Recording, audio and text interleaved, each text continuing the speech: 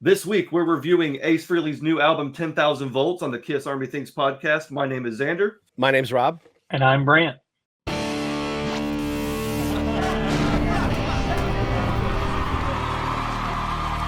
So, gentlemen, the last time we all were together, we were in Rosemont seeing Kiss together, having the time of our lives. So how's everybody been since then? That feels like a lifetime ago. When you just said that, the light just went off. And we've, like on our show, we've only done one podcast. Our schedules have gotten all out of whack. And so sitting down to do this tonight, I'm like, I haven't podcasted in a while. And the first people I'm going to podcast with is part of the Rosemont crew. So that's pretty cool. Absolutely. A quarter of a year already. Think about that. Oh, whoa. It's already been a quarter of a year. Don't put it like that. Yeah. If you look at it in that way, in that context. Some of us just turned 50. Jeez, slow down. Oh my goodness, no doubt. That's crazy. I can't believe that. Yeah, it does feel like it's been a while, but at the same time, when I look at those pictures and I see the clip, I can think back to, checking in the hotel and, going to the venue, meeting up with you guys, and then even leaving the venue in the morning. Brant and I had, were able to have a quick, last conversation before I hit the road and headed out. So, all that it seems like yesterday, but it also seems like it was forever ago. Yeah. But it's really good to be with you guys here today. And of course, we have something to sink our teeth into, the new Ace Frehley album, 10,000 Volts. And so, of course, I want to talk about this album with you guys, go track by track. Of course, we always do the Kiss Spotlight here on the Kiss Army Things channel. But I figure since we already know what the Kiss Spotlight is, we could just go ahead and talk about, getting the album and how excited we were. And I'm going to go ahead and kick this off because I can tell you guys right now that when Friday came around, I could not wait to get off work and get this album. I have not been this excited for an Ace album in a long time. So getting this album was absolutely on my to-do list, absolutely. But I just could not wait to get off work and head to my local record store. Again, it's the same record store I got the Off the Soundboards from. The guy that owns it always has the new releases, Kiss adjacent, anything. So I can always count on him to have the new Kiss release. And so I think I made an Instagram reel just, going into the store, buying the album. And it was funny because when I walked in, I heard the speaker outside was playing Kiss. It was a mainline. And I almost I heard it and I almost stopped and was like, am I actually hearing Kiss out in public, because you don't really hear, on the radio, sure, but mainline from Hotter Than Hell. So yeah. The guy was playing Kiss all day in the store, playing Ace, and then was projecting it outside into the street. So I was walking on my way in like, wait a minute, I'm actually hearing Kiss music. And so I picked the album up. I jammed it the whole way home. I absolutely love it. And then I think, Rob, did you get a copy of the album? Yeah. So the first thing I got, since we're show and tell here, it's too far down. I actually bought the vinyl first. Oh, okay. So I was celebrating my 50th birthday with my wife. We went and saw another band, Seven Dust. So I was in that mode. I think when you asked me to do this, I thought, well, if I don't get it, at least I'll, stream it or, whatever. And then, I got money from my mother and father-in-law and my parents. They each gave me $50. I'm like, ooh, I got $100 in cash. My wife's after, the concert the following day. I actually thought that Thursday was the release and that was the 22nd. I went to Target and I'm trying to do the whole, I know this album's out today. And the guy's like, no, I don't see it. And Target was a pre-order. And I walked out and my wife goes, today's the 22nd, not the 23rd. And I was like, oh, I was that guy. So the following day, she's like, do you want to go to any record stores? And the first thing that I got was, this. So I was able to secure it. And there's the splatter. That's awesome. So nice. I don't know if you guys have seen this or not. This is the CD inner. But if you flip it over, you get another color. So okay. I believe it's blue. Yeah. Yeah. Okay. Nice. Blue. So there were a lot of vinyl variants, and it seemed like every one of them was selling out online. So good for Ace. I decided to pass up the vinyl just because I wanted the CD. I figured the CD would be a lot more affordable than the vinyl, and I would get more use out of it in the car than anything else. But Brant, I know you haven't had as much luck yet finding the album, but tell us about your attempts and what you think of the album. Well, so I've been to 3 Walmarts so far trying to find the lenticular cover, the Walmart exclusive. I took a peek at eBay. I ain't ready to go that eBay route yet. Right now, it's been showing sold out on Walmart.com. I'm out of town for work, and I'm in a large metropolitan area. I'm in, for people who know North Carolina, I'm in the capital, North Carolina, in the Raleigh-Durham area, Chapel Hill area, home of the Tar Heels, and Tar Heel Stadium is like, you can literally see it from where I'm at. But so I'm going to hit some here on the way home. I want the CD, the Walmart exclusive CD, if I can find it. If not, I'd like to have it in CD form. I just want to, honestly, I want to buy, I'd like to pick up a few copies and pick it up directly from a way that I'm supporting Ace and not supporting an eBay person or whatever, because I think it's a great album, and I think he definitely deserves to be supported in it. I called my local record store that I go to all the time before I got in the car and drove just to see if they didn't have it or not. We drove 30 minutes down the road. I called, and he knows. I just say, "Hey, Brant, it's Brant, the Kiss guy," and he's like, "Oh, hey, man," he knows who I am. And I said, "Did you have in Ace Frehley's 10?" It kind of shocked me. I said, "Do you have Ace's Nice one. 10,000?" Shock me. Sorry. Well played. Well played. I said, do you have Ace's 10,000 volts album? And he goes, "No, man, that don't come out till record store day." And I'm like, "No, you're thinking of the picture disc," which they do have a picture disc coming out on record store day. And I was like, "I'm talking about the album that came." He's like, "Well, when did it come out?" I was like, "It came out to yesterday." And this was a Saturday. I was like, "It's yesterday." And he looked online and he's like, "Man, I must have missed this one." He's like, "Well, can you see anything available?" And he's looking, he's like, "Man, everything's sold out." He goes, "Except they do have this one that looks like it's clear with blue and red, like splatter in it." And I said, "How much is that?" He's like, "It's $28. I said, "Order me one." And he's like, "Okay." So I'll have one Thursday when I get home from being out of town. Cool. I'll have one. I'll go by and pick one up there. So I'm on the hunt for it, but I've been streaming the crap out of it. I've been listening to it. It has been my spotlight. I've been streaming the crap out of it since it went on, since it came online. So, but yeah, that means no physical copy yet. For sure.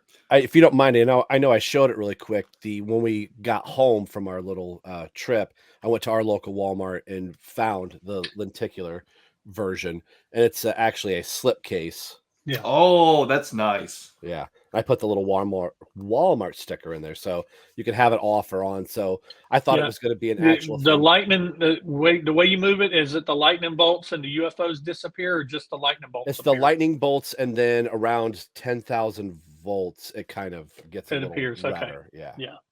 So that's really cool. Yeah, it's such an awesome cover. Such an awesome cover. I love that it looks airbrushed. It looks retro and modern at the same time. Yeah, it's both. Yeah, I agree.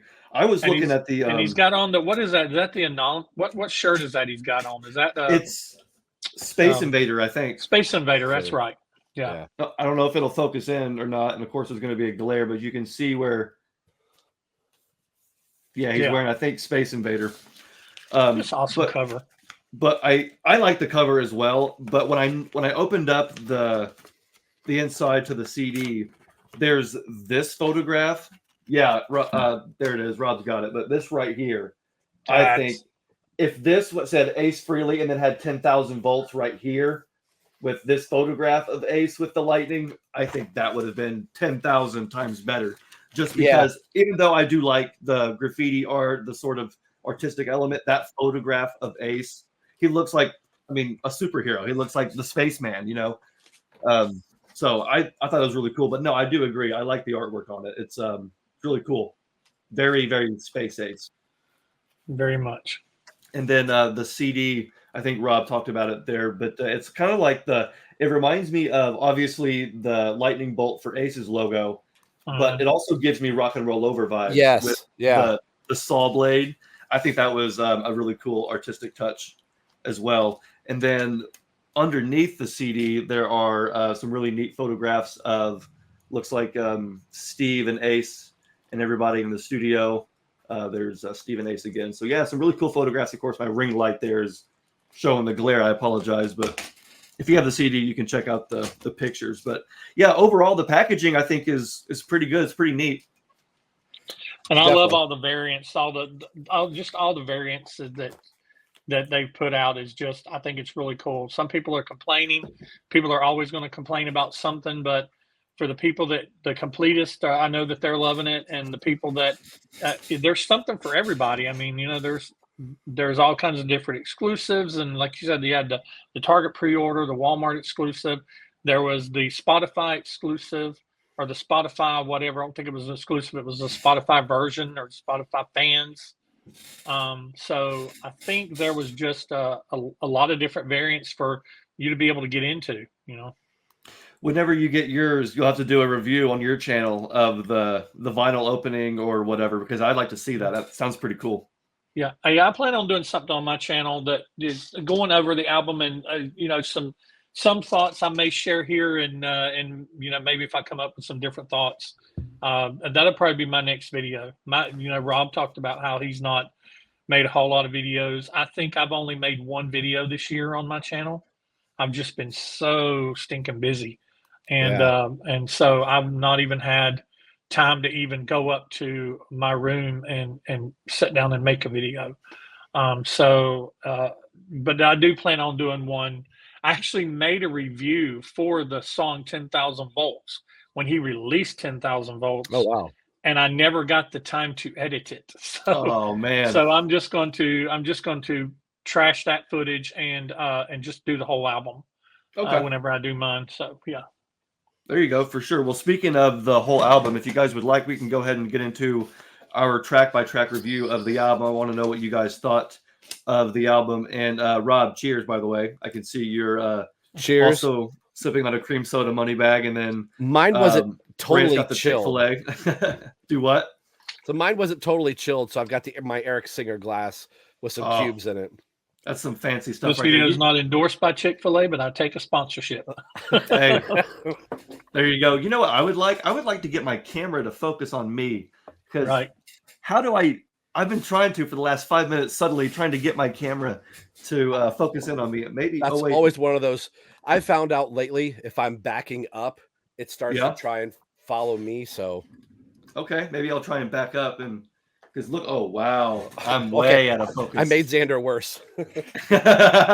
Yeah, I don't know what the deal is. I was showing the album up front, and then it got out of whack. But you know what? That's okay. You don't need to see me. You just need to hear me. So let's go ahead and talk about the album 10,000 Volts. So track number 1, respectfully, is 10,000 Volts. Now this song, when I first heard it, I thought was good. I liked it. I really did. It wasn't until the third time around where all of a sudden it started really sinking in, and I started really it was in my head. I started memorizing the lyrics. The riff was very infectious, and so this song really grew on me, and we'll get to it. But let's just, for now, say this is one of my favorite Ace Frehley songs of all time, 10,000 Volts. That's how much I like it, and so I want to know what Brant, what do you think? What were your first thoughts when you heard the new Ace single? Since we didn't get to hear your footage from your video. Yeah. Well, I want to do just a little forethought on the album as itself. My thoughts that I had, and I just kind of wrote them down as we were getting ready. I like that this album is controversial. This album is coming off, at least in the fandom, as very controversial. I don't know if you guys have noticed, looking at the posts and looking at social media, people either love this album or they hate it. Yeah. There is really no in between.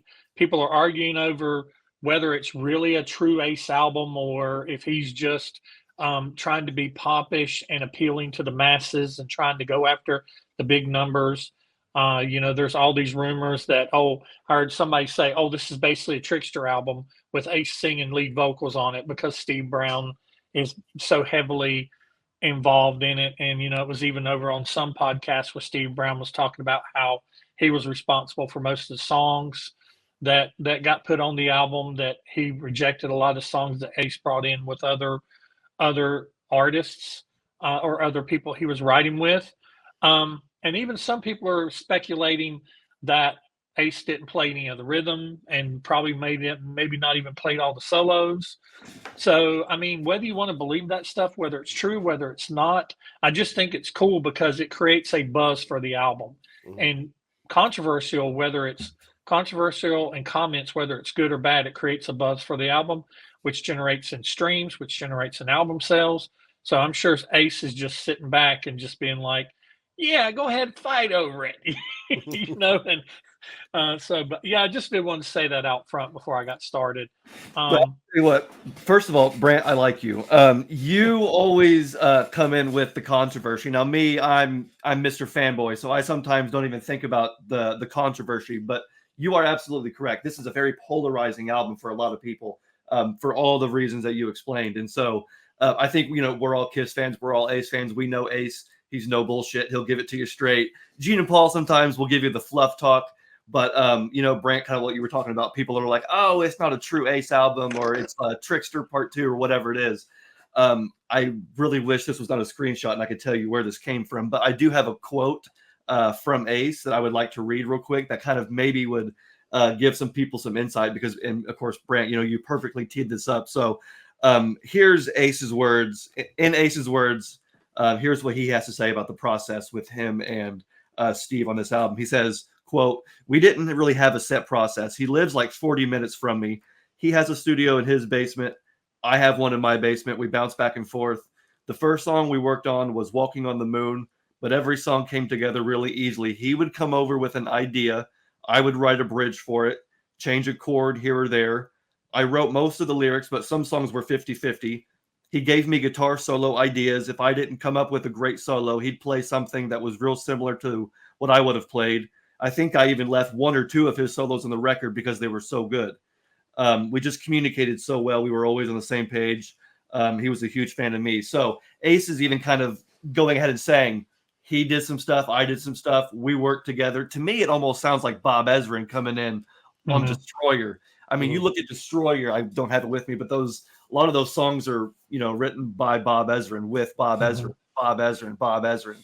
And, you know, because Kiss at that time needed that. And so to me, that's kind of what this is. And that to me does not take away from, you know, I mean, it'd be one thing if Ace was saying, yeah, I wrote every single song. That's me singing with no auto-tune, no processing. That's all me. No, he said we wanted to make the best album we could. I think they made a great product. They made, I mean, this is the entertainment industry. You don't want you don't want to see your favorite artist, favorite band put out something bad, something, you know, less than. And so Ace and, you know, Steve was wanting to put out the best product. And so Rob, I haven't heard from you. So we haven't even gotten to the first track yet, but that's okay. Cause I want to know what your thoughts are on the whole controversy as far as overproduced or non-Ace album. If it works, it works. If a dog and a poodle were in the making of this album and a can of grease, that's fine. I don't even know why I said a can of grease. I couldn't think of anything else. Maybe edit that out. No, it says Ace Frehley on the album. It's Ace Frehley. You know, even Paul Stanley's Live to Win album has a ton of writers in it. People are playing all different kinds of stuff. Look at Gene Simmons' A-Hole album. Same type of thing. So whatever it took to get the job done. And let's face it, looking back at some of Ace's previous stuff, left to his own devices sometimes, it's a mixed bag. So I think the album sonically sounds fantastic. There's just so much ear candy to listen to, and I have some other thoughts as we go, and we'll get there. But But yeah, getting back to, so coming back around to me, 10,000 volts of my review. I think I loved it the first time I heard it. I think it's a great song. Anton playing on it. Ace sounds good. It's got a really cool bridge in it. And it's one of those songs that I haven't memorized all the lyrics yet. I haven't really looked up all the lyrics yet. I've had to kind of look online. I don't have a physical copy yet. But I've seen and I've heard where I read in an article where Ace has some Easter eggs in the lyrics of this album And the very first song, there's an Easter egg. He actually says the words "magic touch" in 10,000 volts. Yeah. So when they're pinning that down, magic touch. Ace hasn't forgotten what was done in the 70s, so he's writing that down. He's like, "Yeah, put that magic touch." Little poke at Paul. But I think it's a homage to the past and everything. It's got a great Ace solo. It's a rocking song, and I agree with you what you said. It's I was chatting with somebody else in one of my other chat groups today, and they said they're getting ready to listen to it for the first time. I think it was Matthew, and I told him, I said, give it 5 full listens all the way through. 5 full listens all the way through, and I said, and then judge it, because it's not your typical Ace album that we've gotten in the past. And so just give it as a whole a listen all the way through before you really pass your judgment. Now, and I'm looking forward to, he's like, I think he made it through a couple times. Looking forward to see what he says about it. But I think it's a great way to start an album. Typically, sometimes you don't see title tracks, start the albums anymore. But I think it's a great way to start the album.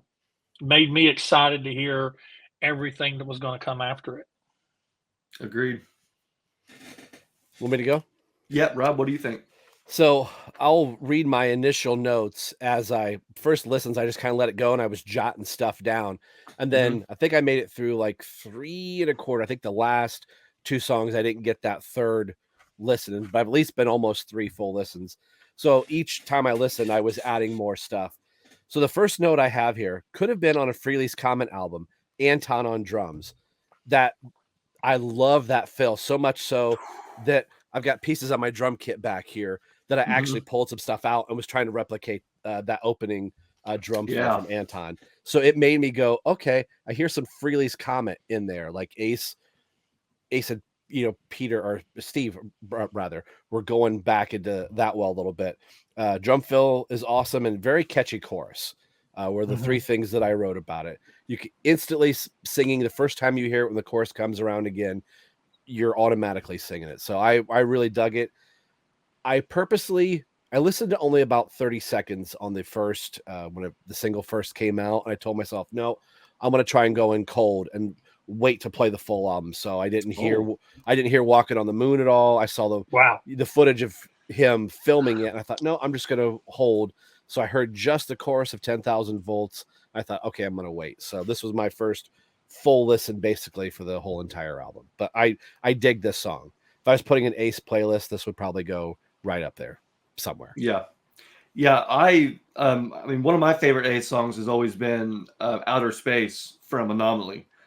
When Jeb showed me that, because he bought the album with the crazy cover back in the day, and it was one of the first records that he bought, and so I always thought it was really cool. But when he showed me that song, Outer Space, I was like, oh my gosh, that's an Ace song. And so I felt like I got that feeling all over again with 10,000 volts.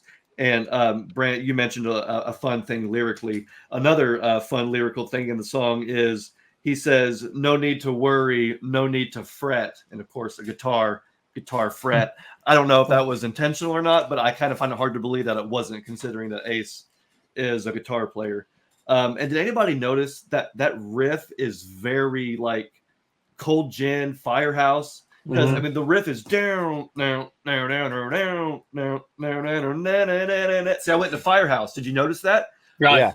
Yeah. See, instead of going to ba ba ba. Yep. Yeah. Yeah. So it starts does out 10,000 volt, and you can almost segue into Firehouse. I didn't catch that at first, and then I kept hearing it and was like, why does that like sound, so fresh and so new, but yet so classic? And it's, of course, with the 5th anniversary of the first album. I listened to it again and I was like, that sounds like Cold Gin Part 2, Firehouse Part 2, And that seems to happen a lot on this album. I caught myself going, not so much you hear it like with that. You made the connection for me that's what it is. It's Firehouse, but a homage to it. But there's a lot of things on here that happens in songs, and I'm sitting here going, this sounds like something, but I can't quite put my finger on it. It just a lot of this album sounds so familiar in a lot of ways. Not like, and he's ripping people off in a lot of ways, but it's just he does, to make an album that sounds so modern. It also, parts of it sounds like it could have been written in the 70s and in the 80s. Yeah. There's some songs on here it could have been flat out from his 80s era, and then there's some songs on here they're sound more like 70s. So it's a good spectrum.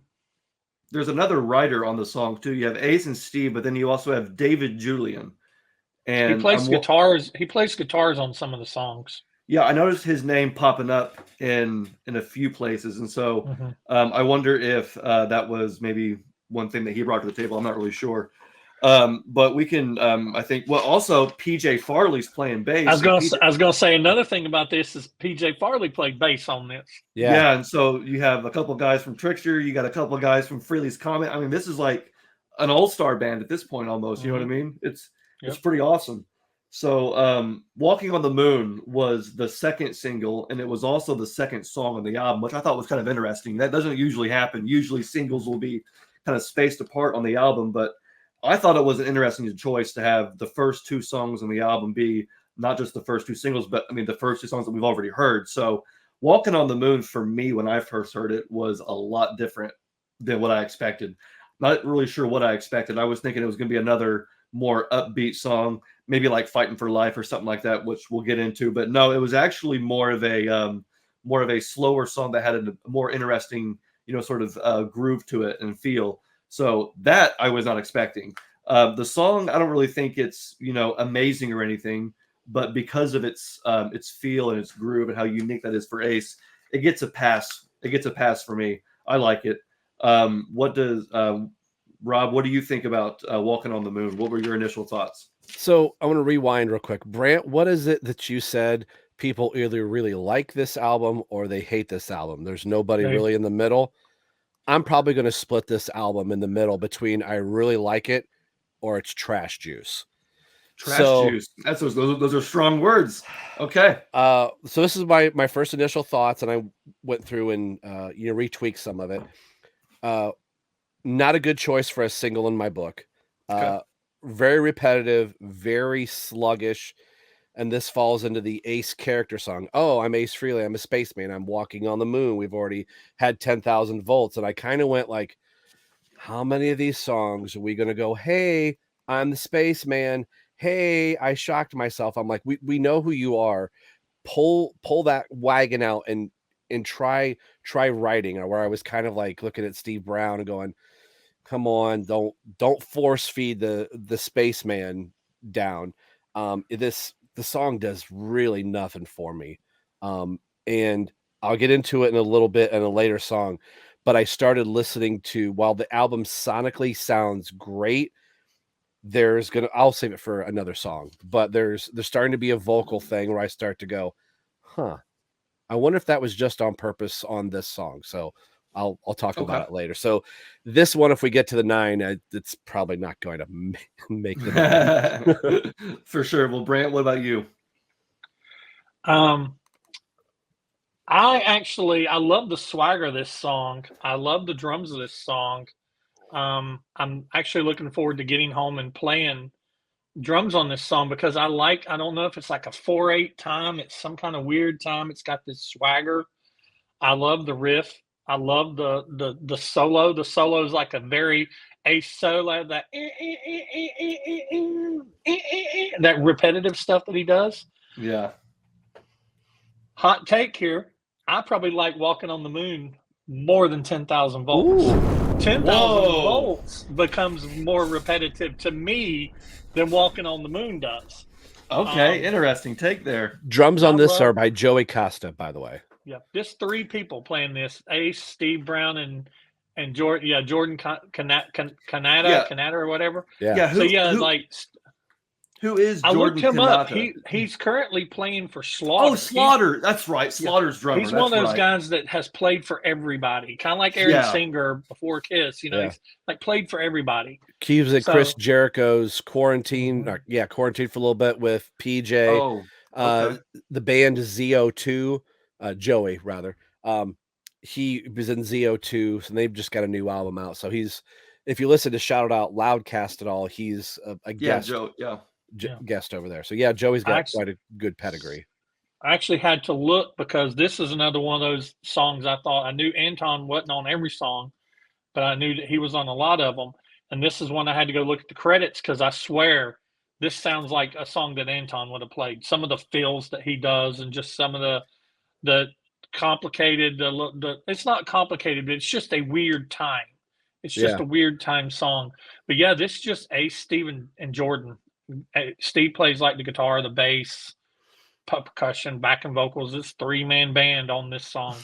Yeah, see, that's what I'm just saying. It's just that's one thing I do love about this album is you got 3 guys here, and we had almost 3 different opinions of a song. Rob didn't like it. Xander thought it was okay, and I love it. I love this song. So I've been sitting here. You know how sometimes when you're not really thinking about a song and you're just kind of going about just doing what you normally do, and then you will notice that you're humming a song in your head, but you don't realize it. This song has been like that for me. Another song on this album, the riff and the rhythm has just kind of stayed in my head. There's another song that has done, and we'll talk about it later. But yeah, I'm okay with this song. This wouldn't be one of the songs I would cut. For sure. Cool. Daphne said that she enjoyed the riff, and for me, it was the drums. I mean, we're all 3 drummers here. Oh, so I love the drums. Joey's drumming is fantastic. Yeah. Well, this one is some guy named Jordan on drums. This one, this is the only track that Jordan plays on it. I wasn't familiar with who he was, but I guess he plays drums for Slaughter now. Oh, that's right, Jordan. Okay, duh. Yeah, that kind of because I thought it was Joey too, and then I thought it was a typo. I said, "Oh, they misspelled Joey's name wrong," but no, I was reading the wrong credit. Gotcha, for sure. So for me, yeah, I mean, it was the drums for me. I mean, Ace's vocals kind of do get kind of like you said. I think sluggish was a good way to put it, but for me, musically, the song is really good. Oh man. But I tell you what, so at this point, when I'm listening, again, I listened to this on the way home from work. I got off work, I bought the album, I'm driving home. First 2 songs, I love them, they're great, already heard them, cool, here we go. So at this point, I have not heard anything else on the album. As soon as Cosmic Heart starts, when that riff hit, I knew what we were in for. I thought, oh, this is about to be one of the greatest songs I've ever heard in my life. Is this what's going to happen? And the more the song went on, I was like, dude, this is what I'm talking about. So if you guys don't already tell, this song is my favorite on the album. Cosmic Heart for me. That's awesome. Just it hits a certain way. It's very big. It's monstrous. It's powerful. And I just love this song. Every time I hear it, it gives me like legit goosebumps. And for me, lyrically, I mean, let me just read some of these lyrics because I was pretty impressed with. I've traveled all of this world and tasted life to the max. I've met the kings and queens, but it never changed me. Seen the good and the bad and the strangest of things. Sometimes I lost my way, but never gave up my faith. Now hear what I'm saying. I got a cosmic heart, can't be torn apart. No one can read my mind. I can't be hit. It just goes on and on. Every lyric in that song hits hard. This song to me, the way it feels, it's like a marching. I feel like a rock soldier when I hear this song. Nice. If you get where I'm going with that, yeah, this song to me is a knockout. And so far, I think it's perfectly placed. I mean, it really does matter where you place a song on the album. I think a song can sound really good if it's in the beginning, or it may be forgetful if it's a really good song but played too close to the end. It really depends. So I thought it was interesting having the first 2 songs be the first 2 singles, but now I get it because that third track was so strong that now you're just hooked into the album. You know what I mean? So every time I hear Cosmic Heart, I mean, at this point, it's just like my favorite Ace Frehley song. 10,000 Volts was really good when I first heard it. It's perfect for the single, but I always love it when an artist or a band will release a really good, strong song for a single, but then you get to the album and there's something else there that is even better than the single. My first thought goes to Shout Mercy. Heller Hallelujah was great, good single, but I knew there was something else on the album that was going to be better, and that one was it. So for me, this song is the one that you could release it as a single, but I'd rather it not be, so Xander can be impressed the first time and have that experience, because the experience of hearing, I was alone in the car looking around for somebody to confirm, are you hearing this? This is amazing. The production sonically, Rob, you hit the nail on the head. It's perfect. It's huge. And yes, that was very much, probably Steve or somebody else coming in and doing that. Who was that? There's some credits here, which it says it was, they're not with me, but anyway, whoever, worked on this did an immaculate job because Steve Brown, it's perfect. Steve Brown, David Julian, Joey Casada, and Chris Lester. Yeah, Joey's drum track on this is sick. Oh yeah, It's very it's very marching band. I love the fact that it uses the toms as part of the main beat, as opposed, most rock drummers it's just 4 on the floor, but like this was, it was moving around the kit in that way, and so it was absolutely awesome. And that riff you talk about, like he has a lot of riffs that go back to Kiss. That yes.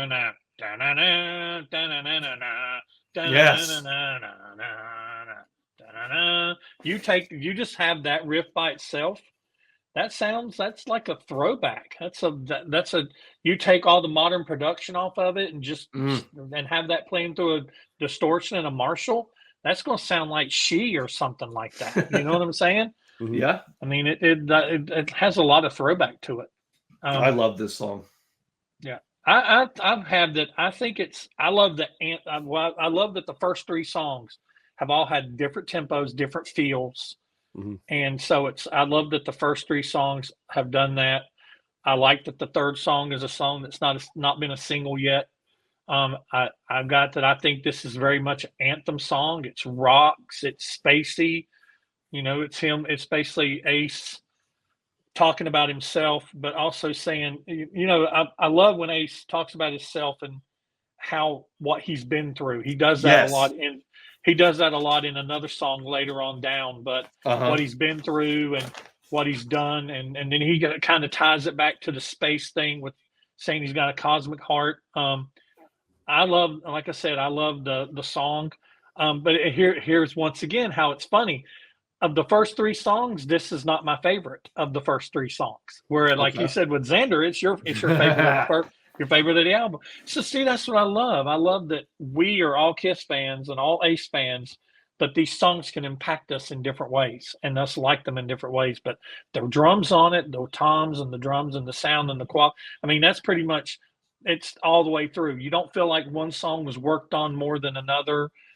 Sometimes on lower budget albums, you can tell the songs that were meant to be singles. And then the other songs that are meant to be fluff or filler, they didn't get quite the loving touch or the time spent on them. None of these songs sound that way. They all sound like they were all ready to go on the radio, ready to be released, ready to be whatever as far as sound goes. But yeah, Cosmic Heart, I like it. I mean, I like it. It wouldn't be a song I'd cut. So, but it's not my favorite of the first 3. That's cool. Yeah, Rob, what about you? This song made me put my headphones on. Yeah, that's what I'm saying. I wanted to hear it. So where I was like, talk about polarizing. I loved 10,000 Volts. Then Walk on the Moon. I was like, this is where the album takes a nosedive. Joey's intro pass, I was like, what the flip? Grab my headphones, turned it up, and then I'm just listening. I was trying to write as I was listening, and I had to rewind the song so I could take notes. What I wrote here is killer groove, Joey on drums. The lyrics are very cool, heavy and anthemic. I do have one negative, and I don't know if it's biased from just listening to Shout It Out Loudcast, but I can hear Ace Frehley's fiance, girlfriend, Laura. Should I? ? And I was looking at the album, and I'm like, she's in the studio having sung. So that was the only spot where I was like, you could hear that there's a definite female voice in the song, and that adds to layer. I'm not taking anything away. It's a killer song. I absolutely like it, but I could specifically hear a voice and go, that sounds like Laura. Like, okay, we've got to put the girlfriend in this. So I know I'm taking little shots, and I don't mean to, but that does not take away from the song at all. I like it. It's just something I noticed when I was listening to it on headphones, that I could definitely tell there was a female presence in the song. But interesting, for sure. Killer song. Love it. As far as the lyrics go, there was a lyric that, because I agree, lyrically, I think this is one of the strongest songs on the album, kind of what Brant said when Ace talks about himself and how he's, basically conquered the land. He's like, I'm him, I'm Ace. he says at some point, he says, I've sailed the 7 seas, I've seen the rising sun. He said, flying high in the sky, ignoring warning signs. I was like, oh man, that's what I'm talking about. I was ready to be done with it. I was like, I could hear this song 11 times, and that would be the album. That's Ace saying, look, it's rock and roll. Look, exactly. So I was like, I could hear this song 11 times, and this could be the album, and it would still be the best Ace album I've ever heard. These might be my favorite lyrics on the album. Yeah, me too. Really, I mean, lyrically, close. this is as strong as, I think about Kiss, like a blade of a sword, I'm forged in flames, fiery hot. You know what I mean? It's like, that's what I'm talking about. That's what I want. So for me, Cosmic Heart clearly is, you can tell, my favorite song. But now I'm really interested to know what you guys thought about Cherry Medicine. So I'm not going to give my thoughts. I want to know what, let's say, Brant, go first. You're clapping. So tell us what you thought about Cherry Medicine, Brant. Well, number one, Anton. Okay. I've got on here, once again, they changed the tempo. So it's just 4 songs, 4 different feels. I know exactly what Ace was going for with this song. This is pop gold with Ace. This is pop gold. This song could be, I know people would be like, it never happened. And it probably won't. But this song could be on pop radio because it has that Cherry Medicine. Yeah, it has such a catchy hook. And you almost hate yourself for liking it as much as you do. Yeah. But this is a song I've heard get a lot of hate. One of them that I've heard get a lot of hate. But I love this song. I love how it settles in with that, starting off with that bass, and it settles into a groove. I like it. I like the only beef that I have with it is I felt like Ace could have used a little bit of help in the verses, because it seems like sometimes when Ace is singing a verse, they'll either have him sing it twice or maybe 3 times, or they'll layer it. And if you listen to this, it is just stripped down Ace singing by himself, and no double track, not hardly any effects. And I think because if you notice, as soon as it hits the chorus, then you hear all that stuff. And I think they did that intentionally. I think because it kind of starts off kind of stripped and broken down and kind of plain. And then once they hit the chorus, then after that, when you go into the second verse, it is more built up. The drums are in there on all the time, and the bass is in there. So it just becomes more and more fuller. But I love the whole Cherry Medicine. Yeah, you're the one. I mean, it is catchy. And it's like drinking a tea that's too sweet and too cold. I mean, but I love it. I love Cherry Medicine. I think it's got a rockin' solo too. So I like it. I mean, it's a guilty pleasure song, but I like it. For sure. Rob? If I was at the podium and somebody asked me a question I didn't want to answer, no comment. Oh my gosh. So is this trash juice? God, I love it. I love that we're so diverse on this. I love it. Dumpster fire. Okay. Okay, here we go. So let's hear it. Now, before I say that, I love the song sonically, the guitars, the drums, the bass. Okay. Everything is good. Steve Brown should have sang lead vocals on this. Okay. The thing that I was hinting at, if you go listen to Tokyo 2001 soundboard, and anytime Ace sings beyond that, he has a hard time holding a note out without going me. Yeah. All of his vocals are doing this through the whole entire song. Somebody put up an isolated vocal track of this on YouTube. It kills the song. I cannot stand to listen to it anymore after hearing the isolated vocals. So this is what I wrote. This is after I didn't write anything down other than this first one. Vocals. What effect is that? He sounds like he's drunk and sluggish. Maybe he should stop drinking the Cherry Medicine. Steve should have sang this one. Rob, don't rip on the song anymore. So that's at least you're self-aware. That's hilarious. I like the guitar solo. I think the guitar solo might be a mix between Ace and Steve. there sounds like there's a great song here. And to me, I was going, oh, wouldn't it be great if Todd Howarth would have been on the album? This would have been a great vehicle for Todd to have sung if this was a Frehley's Comet song. But some people are like, oh, I didn't like it when Todd sang. I think the latter part of Ace's career, I think he should be singing less, not more. So Ace couldn't have won though, because if Steve would have sung it, you'd had Right. people going, well, why didn't Ace sing every song on the album? He didn't even sing every song on the album. So Yeah. I mean, you can't win with that. He just I get it. This is where you do the whole producer thing on your show, and we do the 9 on ours. This is one where you look at it and go, you've got some killer songs on here. You probably could have trimmed the fat in a couple, and this is one great song aside from the vocals. I can't underline how much I really, really want to love this song. I just can't get past the lead vocal.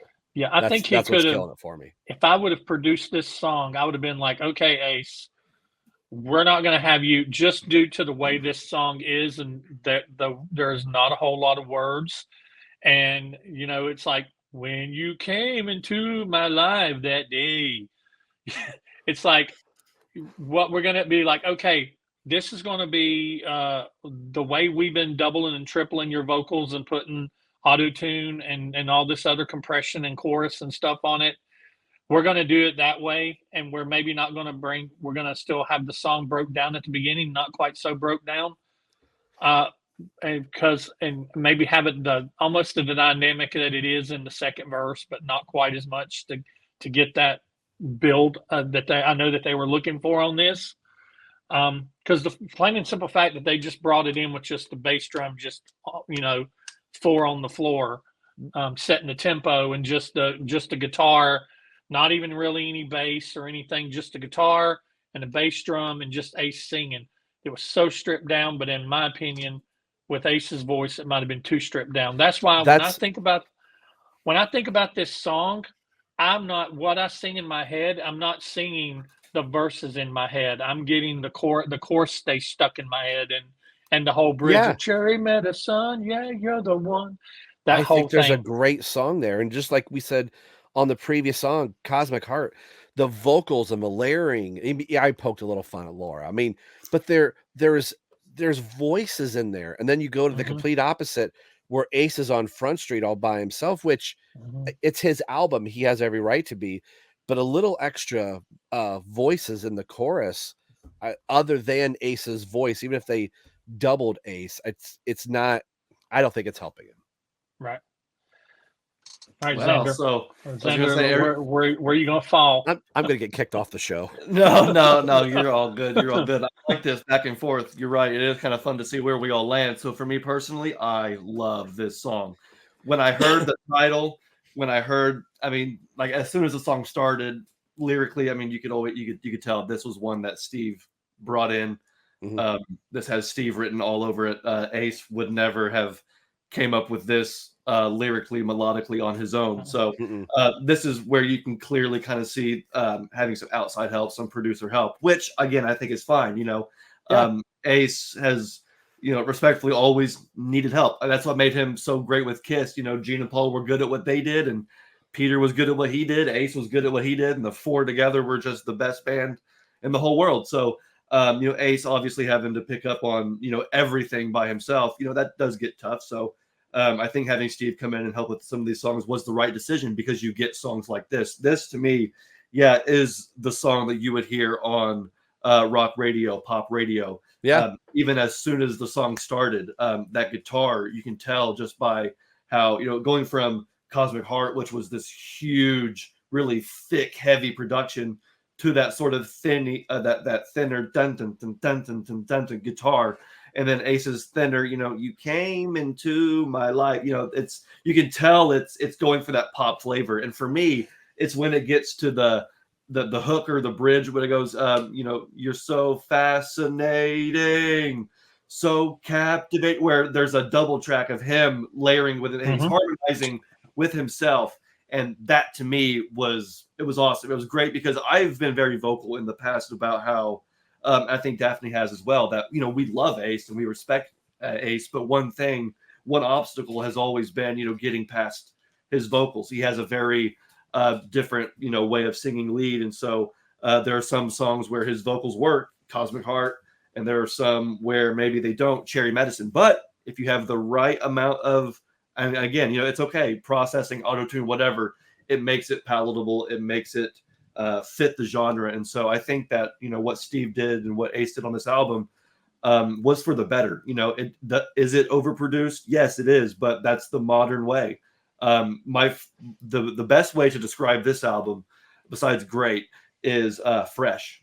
It sounds fresh. If you listen to Ace's previous albums versus this, and this sounds totally different. It's like going from the first 3 Studio Kiss albums to Destroyer, because there is that outside help, somebody that's coming in and who says, okay, I see you and who you are. Let's take that and make you the best you that you can Let's be. elevate it. That's exactly what Ezrin did on Destroy. That's what Steve's doing here. And I think it's for the better, because without that, you wouldn't get a song like this. You can see Steve pushing Ace in the direction that, fans would like him to see. I mean, even though the album is pretty divisive, I mean, it's selling out in stores. It's selling out online, CDs, vinyl variants. I'm sure Picture Disc on Record Store Day is going to, fly off the shelves. So the fans are speaking, and the album is, it's really good. We're all, really into the album. I know I am.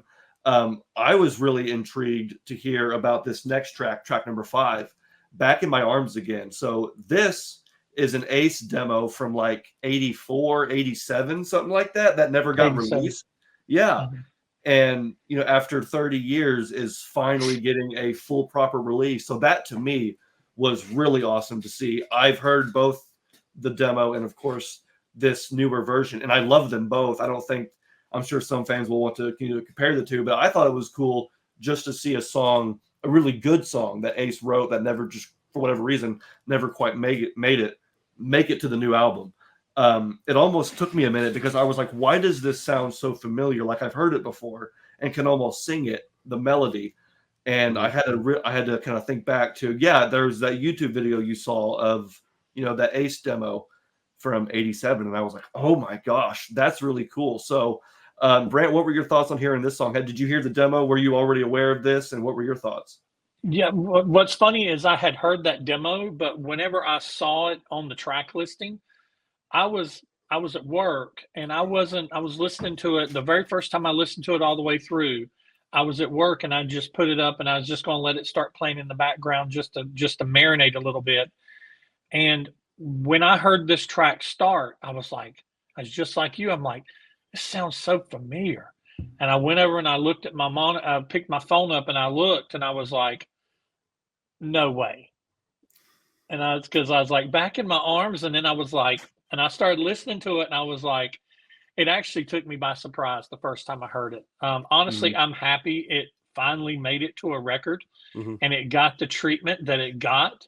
And I love that once again, it changes the tempo and the mood of the album. We're 4 tracks in now, and they've all been very unique. They've all been like very much their own, not really a copy and paste of any track before it.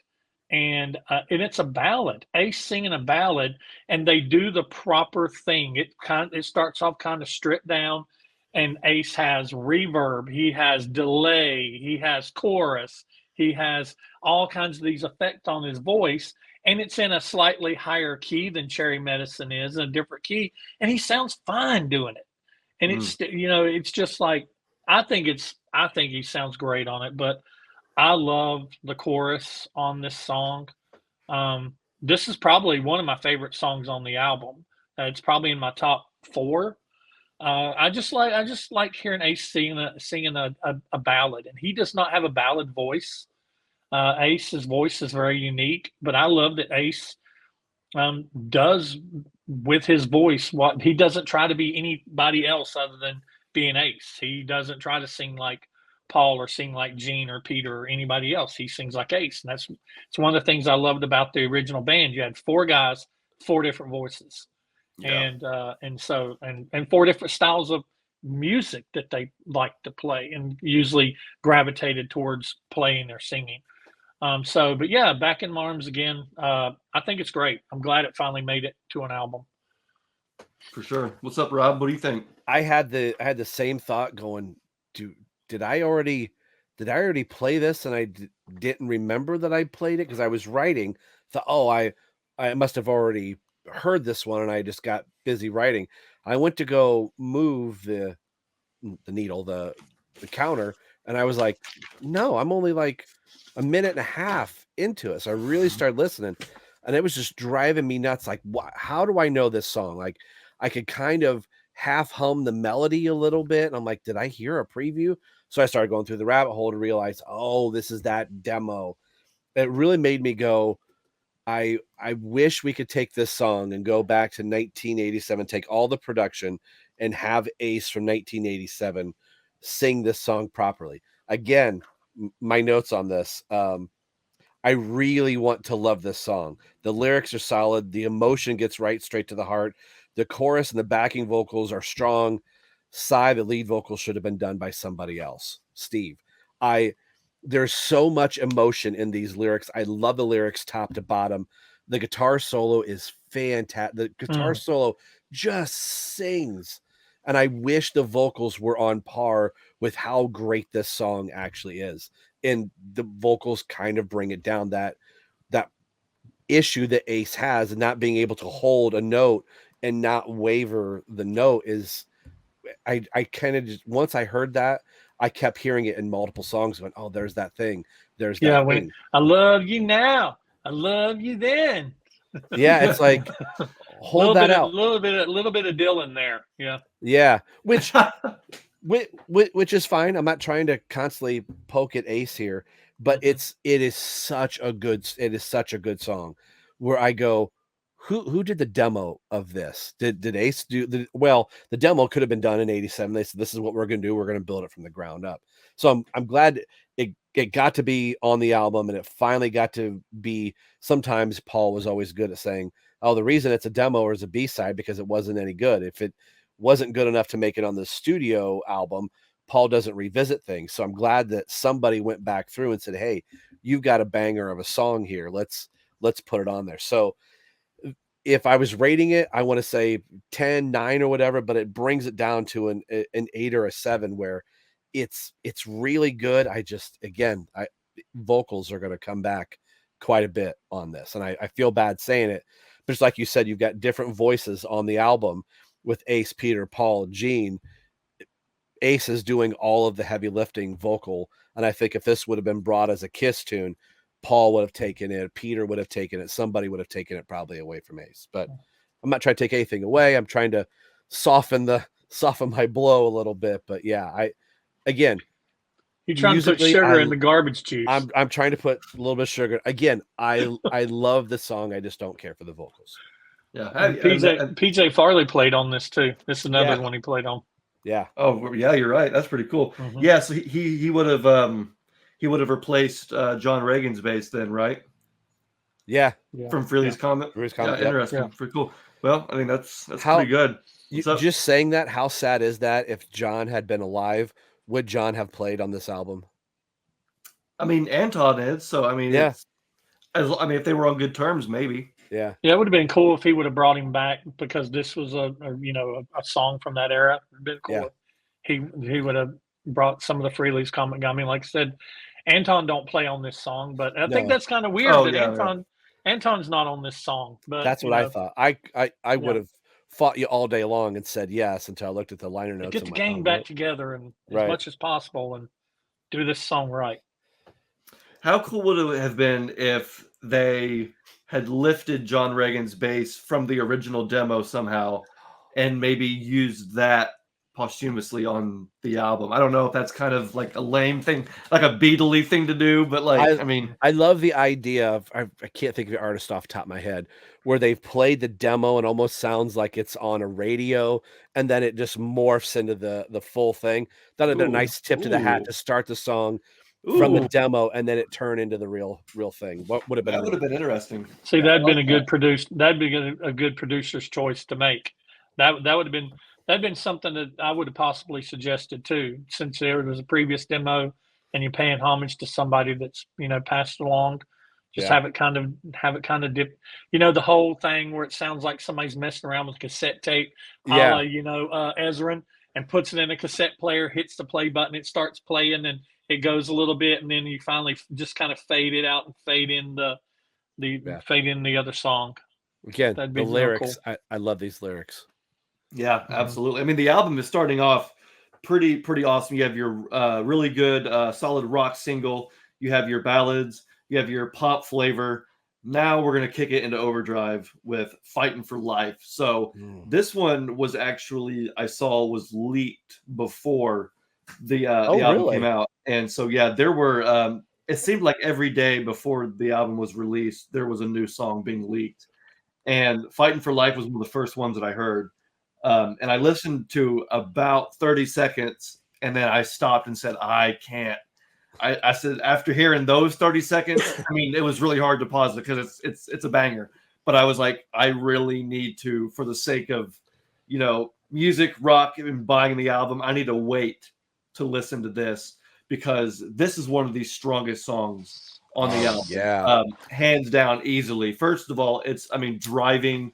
It's fast. It's heavy. Lyrically, it reminds me a lot of like Hard Times, where in Hard Times you have Ace talking about the tough times growing up back in his gang days or just being in school, talking about. And then this one you have Johnny dropped out when he was just 16, didn't want to believe, and so he's talking about how I think he says it was a dog world every day, and so I feel like this is like Hard Times Part 2 on steroids and fentanyl. You know what I mean? It's just like it just goes crazy, and I think the song is absolutely awesome. And I want to know because we got 3 drummers here, and I want to know if anybody else caught this. You have Anton Fig on drums playing this. Did anybody notice that drum riff that he's playing is the same one that he played on the Rip It Out solo from the '78 solo album? Yep. You did notice that? I did. Okay. And I was like, okay, am I just thinking that because of Anton? And I heard it and going, okay, that's just in my head because of Anton. The more I played it, I'm like, no, that has to be on purpose.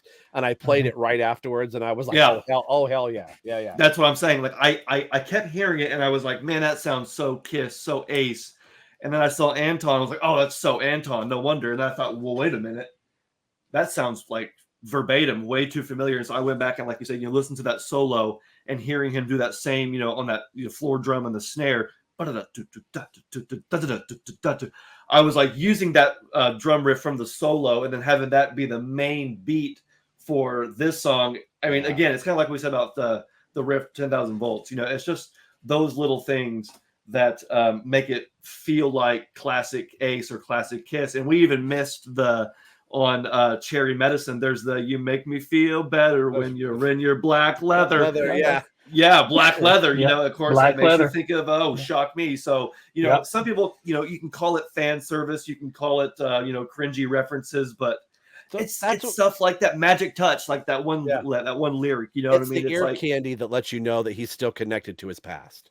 And even if it was, Steve, I mean, Steve's obviously a huge Kiss fan. He did it for us, the fans. I mean, so he knows what we want. And so both of them together, I think, made a perfect album. For me, "Fightin For Life" is one of the best songs on the album. Not only do you have that really cool drum riff, but at the end, you have some slamming double bass drumming, which was great to hear Anton Fig just go all out on the double kick for like the last handful of measures there. So yeah, "Fightin For Life," absolutely one of the best songs. It's a dog world every night. I mean, it's good stuff. Lyrically, musically, one of the best, strongest songs on the album. So Rob, what's your opinion? I love it. I kept looking at my phone to make sure I was going to get the song title right because I think it's something different. "Too Young to Die" off of Ace Frehley's Trouble Walking album. Richie Scarlett sings that tune. But this really reminds me, it could be like a cousin to that song, that I'm going to kick somebody's butt. I'm going to get myself out of the gutter. It's just a relentless, like my life is dragging me through the dirt and I'm going to come out on the other side type of a song. And Anton's just fills, he's just throwing all kinds of good stuff. Ace sounds great on this. What I wrote was a straight up rocker.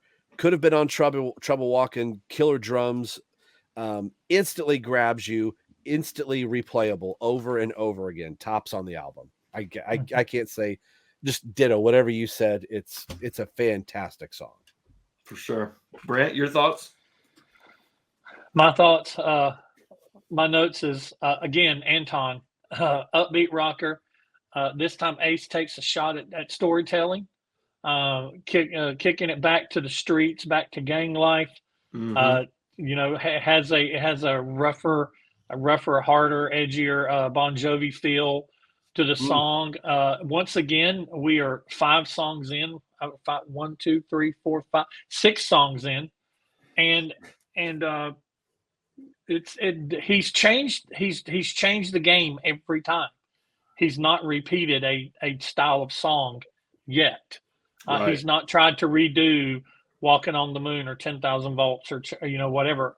I like the tones and the tempo in this, and that he's kept us guessing. It's got another very Ace sounding solo, killer drums. Of course, it's Anton, and the double bass at the end. This song is just, it has that, like you said, it just grabs you, and it's kind of like an anthem in a, like Cosmic Heart is, but in a different way. It's like an anthem of, when you're out on the streets, and I like when Ace sings in like this register he's singing in, where he's like, when he's almost yelling. Yeah. And he's Yes. gone. Gone. He's gone. When he's singing up in that register, he still sounds good. And when he says certain words, like when he goes, place, just the way he says words like space, place, words like that. I love the way the way he Ace sings. I mean, that's just, that's the best way to put it. But yeah, Fightin' For Life, I like it. I think it's great. It's awesome. When he says he's gone. The next time he says, he's talking about playing guitar, he says, play on. That to me is just, it's funny how just a couple words can grab you. But if there's one thing I want to do in life, just play on. You know what I mean? Just play on. Whatever that means, the podcast, drums, anything, video editing, just keep going, play on. Yeah, I love that. It's a good, it's like live to win. It's just it's a motto, if you will. But we're getting into some interesting territory now, because track number 7 is called Blinded. And Ace did an interview where he was talking about how this song talks about the current state of affairs with AI. And of course, this it's been a thing for a while now in movies and television, on the news, where it's like, how long is it going to be before AI takes over and destroys humanity? And so this song, it's very interesting, because it's like, how do you, as Ace, as the spaceman, continue to reinvent yourself? We talked about Walkin' on the Moon, and how it's like, okay, Walkin' on the Moon, another spaceman song. It's like, well, what can we do to branch out and expand? And I think this is the best way to do it. It almost sounded funny, though. I almost laughed when I was listening to an interview where Ace was, I think it might have been the Mike Brunt Experience, where Ace was talking about AI and this song. And I almost laughed just listening to Ace and Ace's voice talking about AI. I almost couldn't take it seriously. But I listened to the song and I'm like, that's a really, really good song.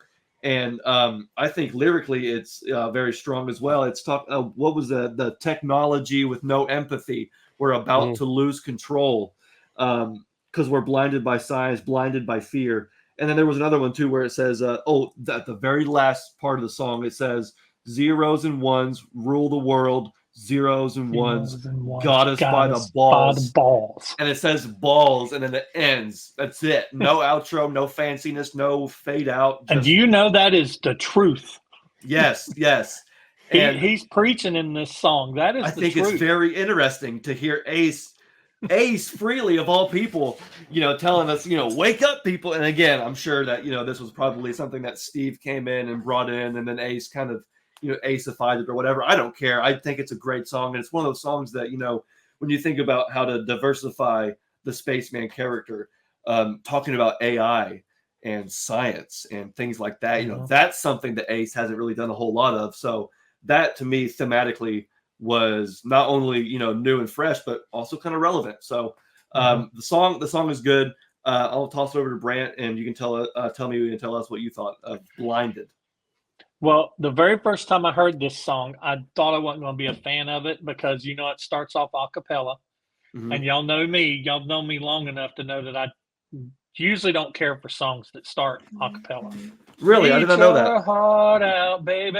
Oh, I love that song. Oh, man. Something sweet. But like I said, I love Eat Your Heart Out, Baby, the chorus in the context of the song. It's I just just not don't like. acapella. Yeah, I've just never. I've always been a hard. Thank you. But now, whenever I heard this, the first time I didn't like it, because I guess I was very jaded. I was not jaded, but put off by the beginning. So it took me a couple times to really get into this one, and I started listening to it, and it's grown on me. And I know that a lot of people might not be a fan of this song, but I love it. I love the riff. I like the message, and it's funny because I try not to like question you guys as like what you know about a band member, what you don't know about a band member, anything like that. Assume what you don't know or what you do know. But I don't know that if you guys know or if anybody watching knows, but Ace and all the way back into the 70s, Ace is like a huge technology nut. Mm-hmm. He's into computers and technologies and science fiction. And a song like this coming from Ace doesn't surprise me at all. No. I could very well see an Ace, maybe with a little help, writing this song because I mean it is true. You know, we just recently at the time of this recording, all AT&T customers went without service for an entire day. Yeah. And it was pretty widespread. And you know, there's been cyber attacks. I work in government IT. There's cyber attacks every day. Right now there's a cyber attack going on that's affecting people not being able to get their prescriptions filled.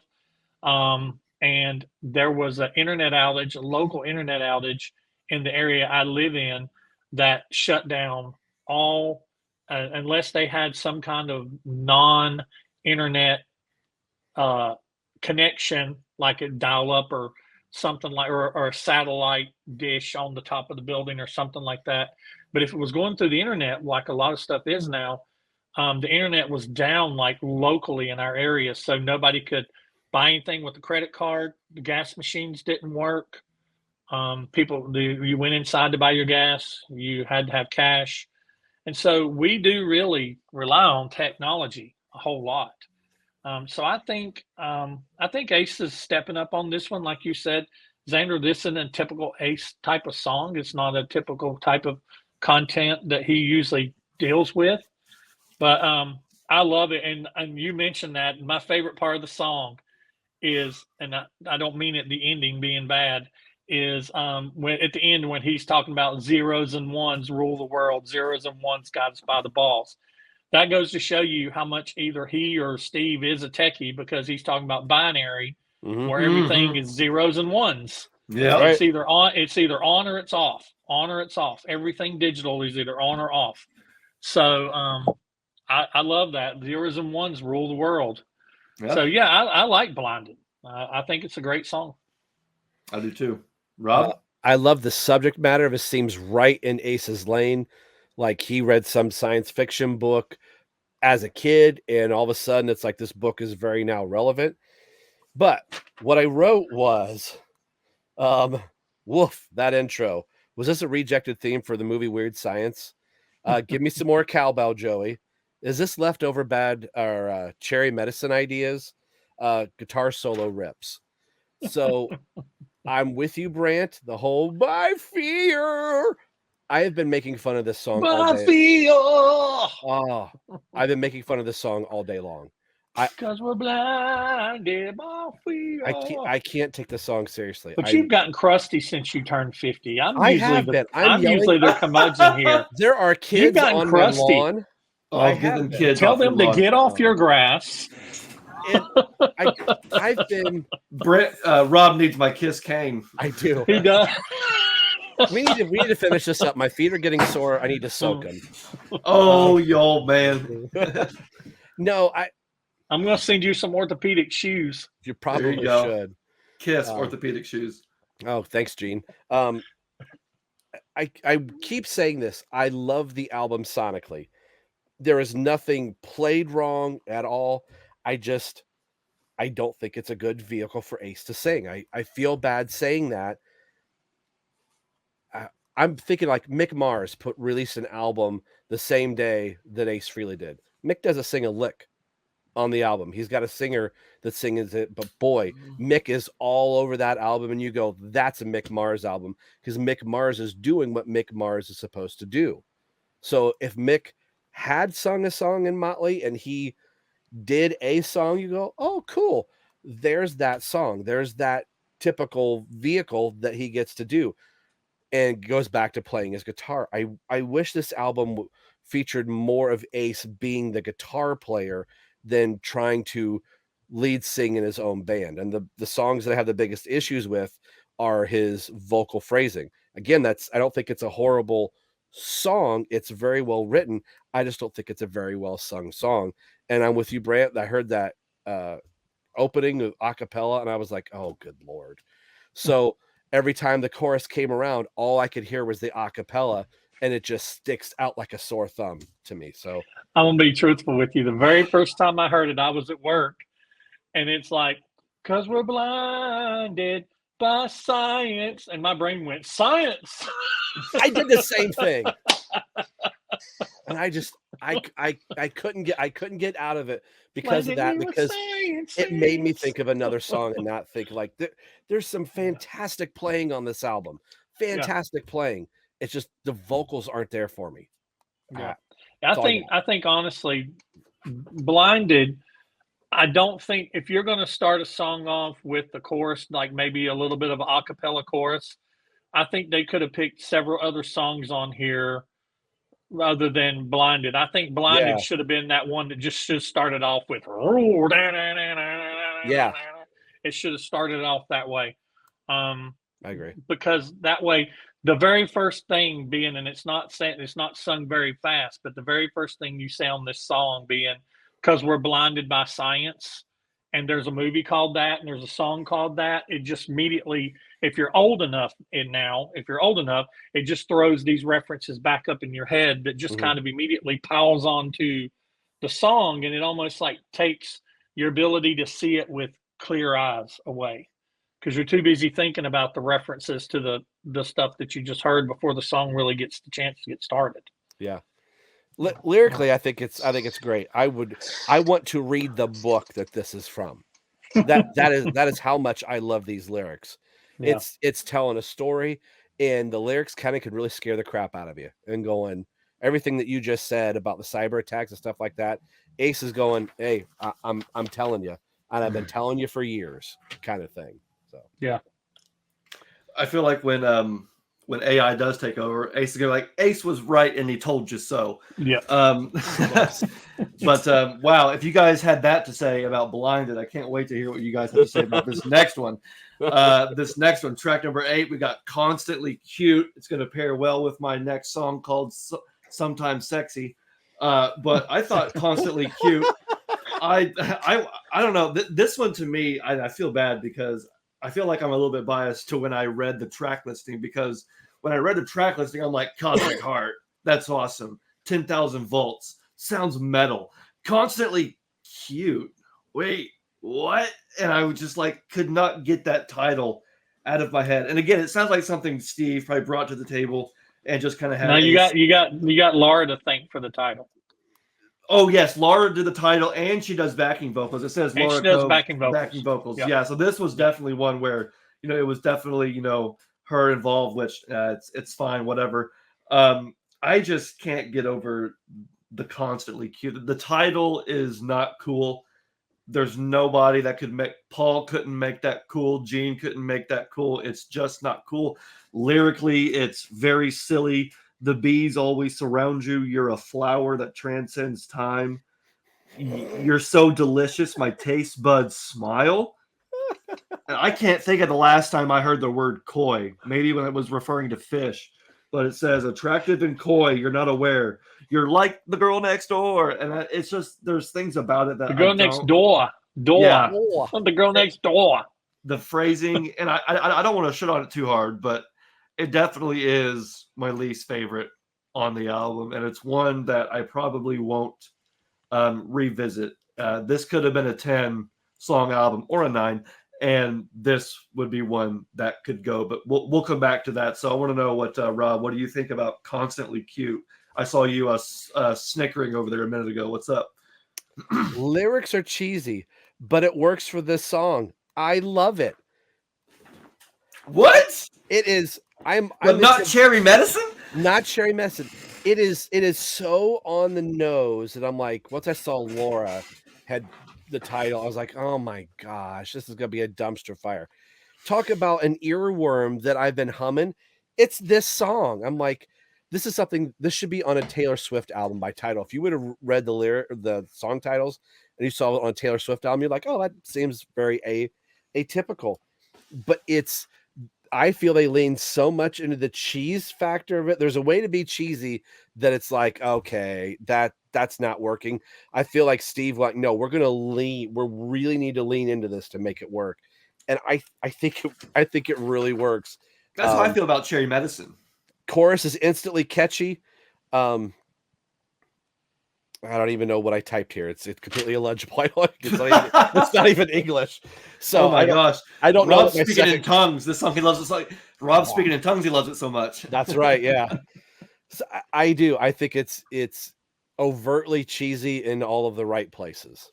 Okay, there. Fair enough. Brant, what's your review of You're constantly cute. I love it. I love Constantly Cute. I'm the odd man out.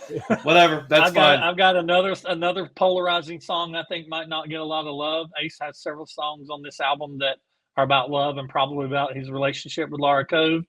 Mm-hmm. This song sticks out like a sore thumb, even more than Cherry Medicine does. But honestly, I like the song, and it is like Rob said, it has earworm potential, and sometimes it's just got that just nice and steady tempo, mm-hmm.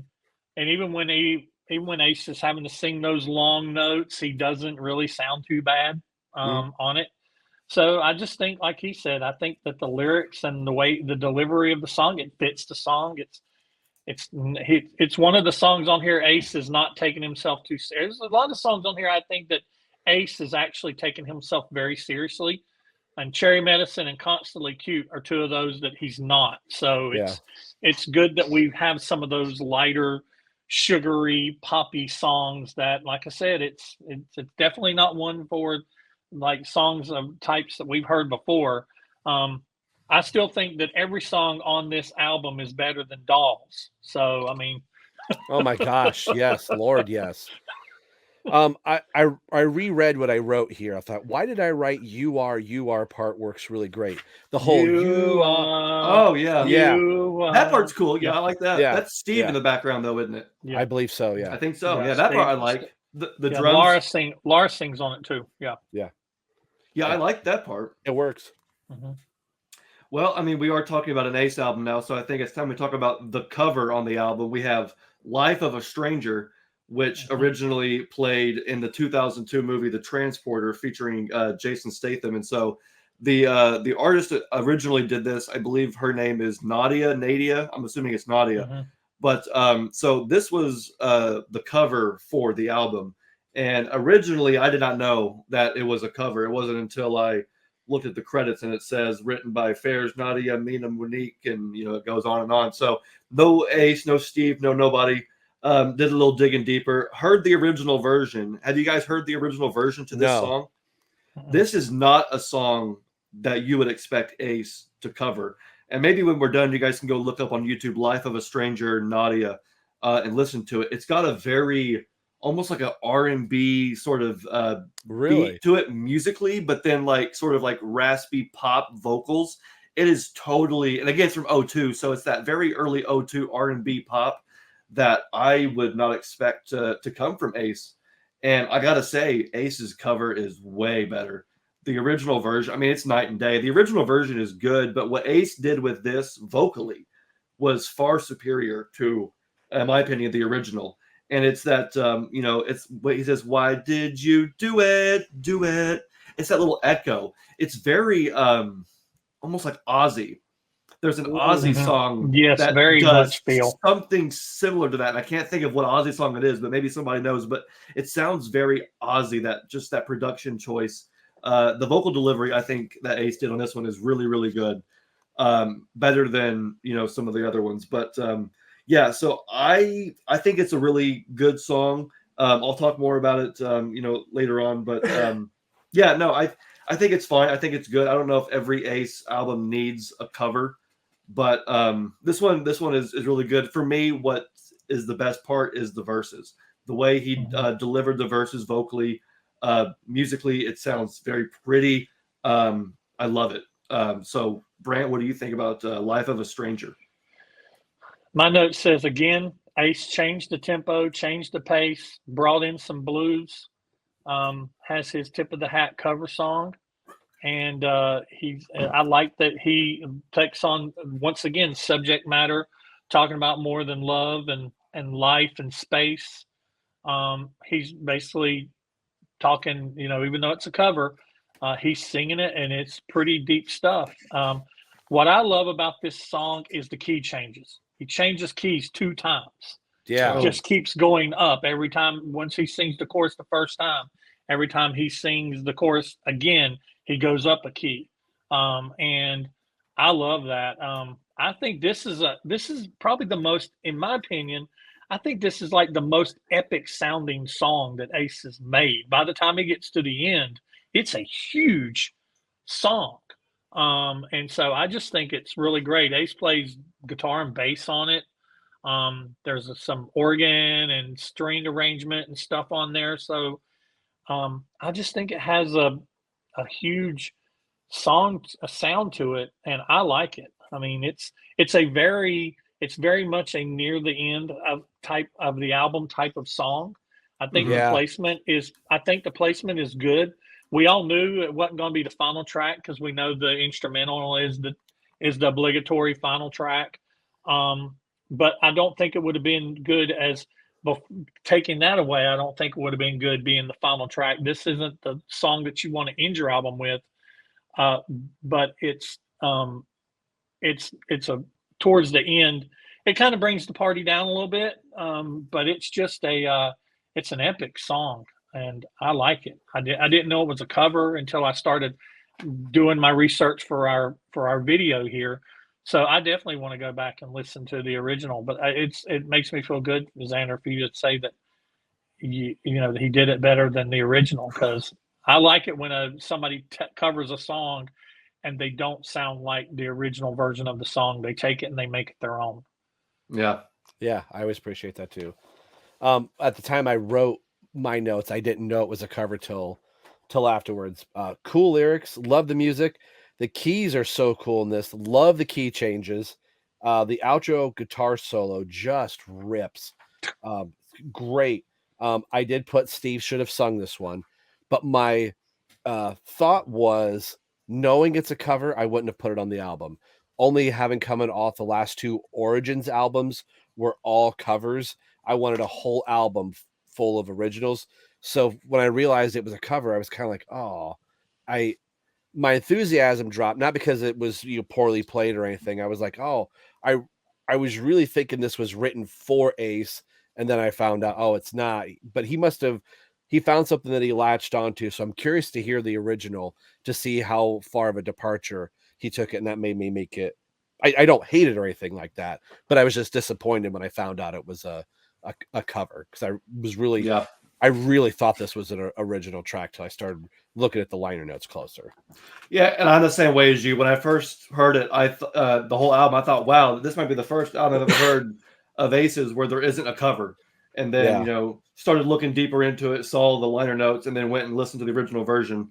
And having heard the original version and then listening to Aces, I appreciate Aces a lot more. I think that's good. Aces, I mean, it's like night and day. It was a good song originally, but stylistically, it's not what I would listen to. This is definitely what I would listen to. I think that this is, the better version of the song. But I'm curious as to what everybody thinks about track number 10, Up in the Sky. This one, lyrically, we have some talk of some UFOs. some what are they called now? AUP or something like that. Something like that. Yeah. Yeah, because we don't call it UFO because that's the sci-fi term now. But so it talks about, you can't trust the news, you can't trust the law. What do you guys think about Up in the Sky, Brant? My favorite song on the album. Ooh. Is it really? Hands down. Hands What down. did it for you? I hope it's the next single. Wow. I mean, the opening riff is great. Just that, yeah, very New York groove. That suspended and Matt Starr on the drums. Oh, yeah. And yes, that's my first note. Yeah.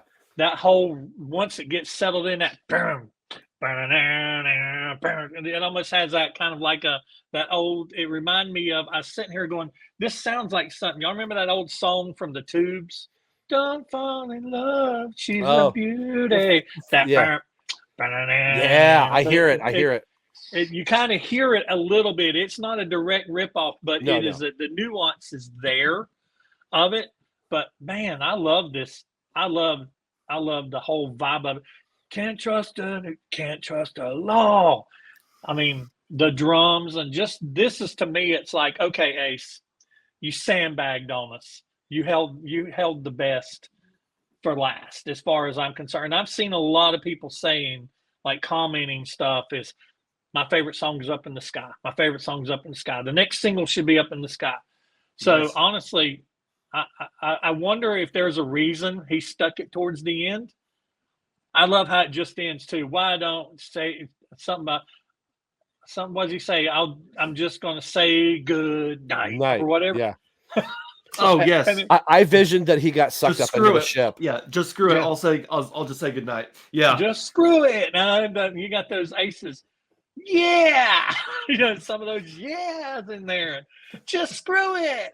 I mean, it's to me, it's like this could have been on his '78 solo album. I mean, I know a lot of people say that's blasphemy, but you take away all the effects and you take it back to '70s technology. The song to me is that good, because it could have been. I'd love to hear '78 Ace sing this with his voice that he comes in singing "Rip It Out." That voice. Yeah. But yeah, at first I thought this, when I heard it, I was like, another Anton song, because the drums are it's the next level. Yeah. And then I went and I looked and I was like, Matt Starr. I think if you, nothing against Joey, but if you don't have Anton Fig, how about some Matt Starr? Yeah. I thought it was interesting that we now have 4 drummers. We have Anton, we have Jordan, we have Joey, and now we have Matt Starr. And so I wonder, because Matt was obviously touring with Ace, and then now we got Scott Coogan joining Ace. I wonder how Matt ended up on one song on the album, and then didn't do the. I mean, I don't know, who knows the behind the scenes, but yeah, we have 4 drummers now on. Yeah, I don't know. You would think that possibly maybe it was the first song he recorded or the last song he recorded or whatever. But I know that the first song, I think I heard somebody say, I think it was Steve say that the first song that they recorded was "Walkin On The Moon." Yeah, yeah. So it'd be nice to know. I'm kind of like that. I like to know the behind the scenes of stuff, and I like knowing what order songs was usually recorded in, where this one would fall in that process, and then, okay, what's the thought process behind the track listing? I think it has a very good track listing, honestly. I think the album flows very well. And like I said, I love that Life of a Stranger towards the end kind of brings it down, but then he brings it right back up with Up in the Sky. And I love hearing Ace talk about, this is kind of like, it's almost, not quite, but it's almost kind of like the same subject matter of Blinded. It's like, it's kind of a warning song, like, hey, we're not alone. I saw something in the sky, and you can't trust the news. You can't trust the law. Yourself, be your own thinker. Think for yourself. Don't believe don't believe everything that you're fed, Yeah. Sometimes you got to go out and forage your own food, and so I think that's, I love the song. It is my favorite. I hope he releases it as a single on a video. it's my favorite song. Heck yeah. Rob? What I've got Matt Starr on drums, counting in the song. I love that the first thing you hear is him counting it in. I love when the drummer gets a little love, 2, 3, and it just pounds in. The dueling guitar solo between Ace and Steve, ? I think that's both of them playing so well done. And if I was going to put this on a Kiss album, I'd go back to 1979 and I would take off Save Your Love and I would put Up in the Sky as the closing track for Dynasty. I think this would sit very nicely on the Dynasty album, had been recorded back then. It's just such a cool song. And I'm afraid if it's not released as a single, it's going to be an underrated gem where people are going, oh man, you've got to check this song out. As much as I've kind of like bagged on some of the other ones, if you can land an album strong, I'm a very happy camper. I can forgive, 5 through 7 if it falls a little bit, but you land the back 9 if you're a golfer. I'm very happy with these last couple songs. Great. That's awesome. Well, we're ending it with a instrumental classic Spaceman style. So did you say what you thought about Up in the Sky? I don't think you did. Maybe I didn't. I think you took it straight to me. Oh, for sure. I think the song is great. I think that, like Rob said, counting it in is great. I don't really have any strong thoughts about it. I thought it was fun about Ace talking about UFOs. It felt, again, it was like, very Spaceman, but also something different than just your regular either Walking on the Moon or Getting Electrocuted. So I think the song, it's not my favorite, but it's not my least favorite. I think it rides right there in the middle. I hope that this one gets played live. For me, the opening riff is so strong. Like when I heard the opening riff, I was like, that's how I know. I was hoping for one more rocker on the album. Constantly Cute was a good, nice poppy song. Life of a Stranger was more of a ballad. And then Up in the Sky was like your last rocker. And so I was really excited when I heard that opening riff. So for me, the song is great because it does give us something to hold on to as far as a rock song at the end. And I like Stratosphere as well. I don't really have any profound thoughts on Stratosphere other than it's a very well done instrumental that only features Ace and Steve. Ace does the guitar, Steve does the guitar, plays bass, drums, and percussion. So this is a two-man band, and I think it's a great way to end the album. You have of course, your cover and your instrumental, two things that since '78 has made in a solo album. So Stratosphere is a great way to round it off. I mean, the name sounds very in line with Fractured Mirror, Ozone, Stratosphere. Yeah. The name sounds, very much in line with something that you would have heard from Ace's solo album. So yeah, thematically, it's great. But I want to know what you guys think. So Rob, what do you think about Stratosphere? This is the one I had the most notes about. Okay. Great. I had the least. You had the most. I like the great way to end the album. I love the feeling of the Ace. It feels like a classic Ace instrumental. It kind of calls back to Fractured Mirror in a way a little bit. There's a guitar passage where it's not aping on Fractured Mirror, but you can kind of hear like, hey, we're going to go there. And then they go a different way. A thematic ending, like I was in a movie theater, it just took you on a ride. This song has to be Ace and Steve trading off solos. And my biggest complaint for this, it is way too short. It feels like they were building up to something and ran out of tape. Like it just, I was waiting to sit back and just chill and vibe. I'm thinking, oh, instrumental. And I'm sitting back looking at it. I'm like, we're at 3 minutes and 40. Like, is it really only a little over 3 minutes? Like 3 minutes and 40 some odd seconds. So that's I guess the biggest gripe and the best compliment I can give. It made me want more. I was on I feel like if Nico were here saying I was just vibing with the song so well. I wanted to like hop in the car and just drive, but this isn't, I'd have to just have it on repeat for a while. So yeah, the only negative I could say, it was way too short because Ace's instrumentals tend to be a little bit lengthier. Yeah. That may actually be one thing that I kind of liked was that it was a little bit shorter. I felt like sometimes if it's too long, it may drag out too long, and I'm more inclined to just kind of, okay, the album's done, I'm over. But this, at least, it kept me interested enough to where I could see that it didn't, maybe go on too long. So I think maybe because of that, maybe it was perfectly timed that it leaves some wanting more and it leaves the rest fulfilled. Yeah. Maybe it was the right call. But we're getting into an hour and 45 minutes almost here, and so I want to do something really fun, something that Rob does over on his show on the Right Between the Eyes podcast.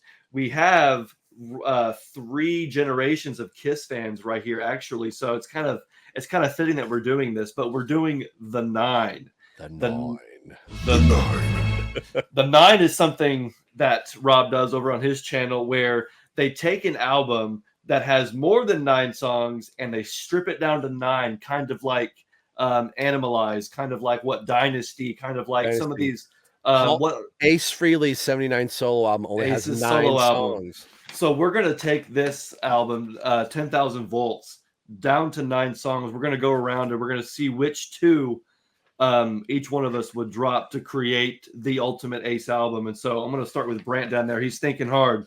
Brant, what is your 9? What would be the 2 that you would remove? Well, I would remove one of the songs I removed would make it not an Ace Frehley solo album anymore because I would remove Stratosphere. Okay. Okay. Just because I'm not a big, like I said, I'm not a big instrumental fan. So I like this version of it, but I like this song on the album. But if I've got to cut one, I'm going to cut that. The other song is just, it's so difficult for me to. It's almost like I like all these songs, so the song that I would choose to cut, it's not like Rob, where I think it's Garbage Water. Trash Juice. Trash Juice. If I had to cut a song, I would probably. I feel like that the 2 songs that are the most alike on this album are either Cherry Medicine and Constantly Cute. So if I had to cut a song between the 2 of those, I'd probably cut Constantly Cute and keep Cherry Medicine. So the 2 I would cut would be Constantly Cute and Stratosphere. Okay. All right. Rob, what about you? It's no shocker. I don't want any more Cherry Medicine. So that's gone. Blinded would be my other one. I pretty much really like everything else on the album, regardless if Ace is singing it or not. I know I've kind of said, oh, somebody else should have sang it. But even as it is, this is a solid album. But those 2 songs just did not work. And upon a third re-listen, my finger was like, okay, I want to get through this 3 times listening to it. But my finger was on like, please get Cherry Medicine over with. And Blinded, it was really the intro that really kind of ruined it. And I, like Brant said, I kept thinking of another song the whole time that was going on. So other than that, this is a banger of an album, I think. I don't know what it is with you guys and acapella intros. I did not know that about you guys, to be honest. No. I love acapella intros. Okay. This just didn't work. this wasn't it for you, for sure. Yeah. Okay. Yeah, I didn't quite mind that. So I think, let's see, if I had to take 2 away to make a strong, 9-song Ace album, one song I'm going to take off, no question, is Constantly Cute. I can't get past the title. Every time I say it, I feel dumb. Lyrically, it makes no sense. I do think, like what Brant said, it's very close to Cherry Medicine. I think Cherry Medicine is the better song, better structured lyrically. It has that ear candy that's going to get either on the radio or it's going to get into everybody's. I mean, Daphne and I were singing it, it just gets in your head, that melody. It's catchy. So I'm going to keep Cherry Medicine, get rid of Constantly Cute. And then the other one, I'll be honest, I'm going to get rid of Life of a Stranger, which also kind of makes it a non-Ace album. Since that was close. That was close. Yeah. See, I felt that, I don't personally think that every Ace album needs an instrumental, needs a cover, but it seems like Ace just likes that formula. He thinks that that's just his formula. So that works for him. That's cool. But I would be okay if, I would be okay having an Ace album with no cover on it. I think that Life of a Stranger, although he did do, in my opinion, a better version than the original artist did, I wouldn't mind if this was either left off or made a bonus track. You know what I mean? Yeah. That would be a great way to do a bonus track or maybe a bonus version of the album, as if we need one more variant. There's already enough. But so, yeah, my 2 would be Constantly Cute and Life of a Stranger. But I agree. I mean, this album is fantastic. If I had to give it an overall 8 rating, I would say 8 out of 10 for me. I think like some fans would want to, put this up against, Kiss. I've heard people say this is, better than Monster and Sonic Boom. And then someone says, well, at least Kiss wrote Sonic Boom and Monster. And I'm like, we're having the wrong conversation. You know what I mean? Yeah. We were actually going to do this episode last night and decided to do it tonight. And so last night, what I did was instead of doing this, I listened to all of 10,000 Volts again, some of, I think, Spaceman, Ace's album from 2018, and then listened to all of Sonic Boom and Monster, all of that back to back to back. That was my entire evening. And I was living my best life. I was so happy that Awesome. I have my favorite musicians, releasing music in the last 10, 15 years, or in this case, last, 10, 15 days. So I couldn't be happier with this album or the last 2 Kiss records. To put them up against each other to try and take away from one or the other, that's not what I'm about. This album is pure Ace Frehley. It's pure rock and roll. If this is where rock and roll is in 2024, I think we're in great shape. And I think it shows by the record sales. It shows on social media. Everybody is loving the album. The album was marketed very well. Ace said he had a new agent, a new social media guy. It was very obvious. The social media has been great, and the little shorts of him in the grocery store and at Walmart and all. It's just, I mean, this campaign's gone all the way back into August. I was looking, I was kind of scrolling through my timeline, going, okay, when did they start? And they started like all the way back in the summer. And so, I mean, it's just been a long campaign, and it's paid off because, like I said, you cannot find this album. Yeah, no, absolutely. And Ace clearly, I mean, and this is meant to be positive. Ace has a great team. He has a great label. It's nice to see this kind of support from a label for a rock artist. I mean, you have all these different variants, this awesome packaging. You still have CDs coming out. We all saw, I'm sure, the pictures of Best Buy getting rid of their CD selection. Guess where I'm never going to buy music again? Best Buy. Yep. Well, they don't have it. So, they're not getting my money. So to see a new rock record coming out in 2024 from an OG member of Kiss, and to have it sound and look this good, I mean, we're being fed, guys. I'm happy. I'm happy. So if anybody else wants to share their last thoughts, go right ahead. But I think we can pretty much wrap it up. I just have one quick question before we close it up. What do you think is this going to be the last Ace Frehley album we'll get? And if you do think that, would you be happy if this was his last album that we got? So Origins Volume 3 has been confirmed and will be coming out. I think they're going to start recording it this fall. Okay. So Origins Volume 3 will happen. But as far as like you're going to say, Brant, he's 72, 73, another full-length studio album, original material, I don't know, maybe not. And if not, this is the way to do it. This is the way to end it. Yeah. I didn't know that Origins 3 had been confirmed yet or not. I heard sorry to cut you off. I didn't mean to cut you off there, but yeah. So I hope to see more material. Obviously, I hope Ace, goes as long as he can. But if it came to pass that this was the last full-length original studio album, I mean, I would hope that he and Steve and everybody would be pretty proud, because as a fan, I mean, I'm happy, I'm proud. This is a great album. It's great music. It's top to bottom, classic Ace Frehley vibes, Ace Frehley solos, rhythm, lyrics, all of it. Artwork. I mean, to me, it's a fantastic record.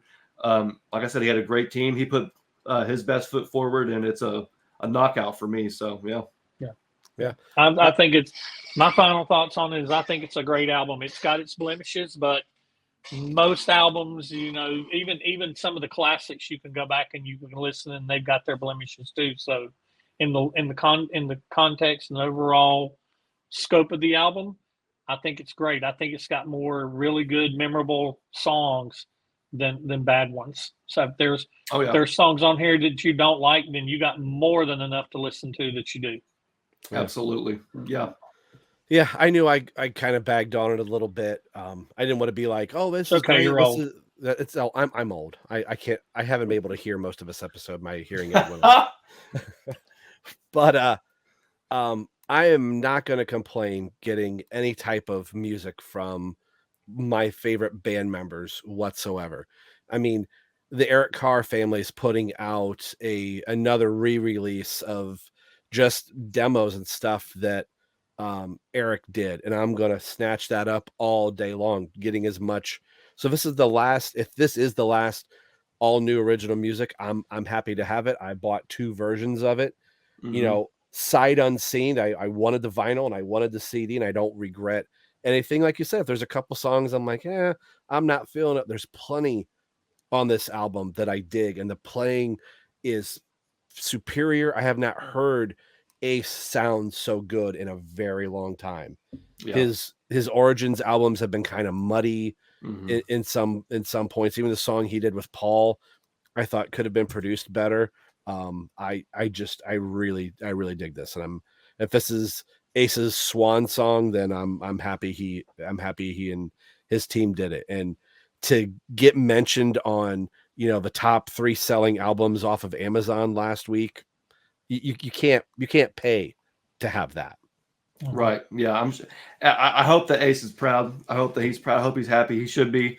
I'm sure he's seeing the sales. I'm sure he's seeing the reviews. And yeah, there's going to be some haters. There's always going to be, whether it's Kiss or Ace, they have their lovers, they have their haters. But all in all, I think the album is good. But what we want to know from everybody watching, listening, is what you thought of the album. Did you buy the album, CD, vinyl? Which version, which variant? Let us know. What's your favorite songs? What's your least favorite songs? What did you like about the album? We want to know. We're going to go ahead and wrap it up here, guys. This has been like one of the longest episodes of Kiss Army Things. Thank you guys so much. I could not have done this without you guys. Thank you so much. I'm going to go back around one more time, and you guys can tell us where to find you guys' shows and where we can follow you at. So, Brant, tell us who you are and where we can find you. I'm Brant, In My Head channel. You can find me on YouTube. You can search In My Head channel, youtube.com/In My Head channel. You can also find me on social media under Twitter and Instagram. Just search In My Head channel, and you'll find me there. Perfect. And you'll find me with Nick and Nico on Right Between the Eyes podcast. RBTE podcast is short for like Twitter and some of the other ones, but we're on YouTube and any of your audio podcast catchers. We're there as well.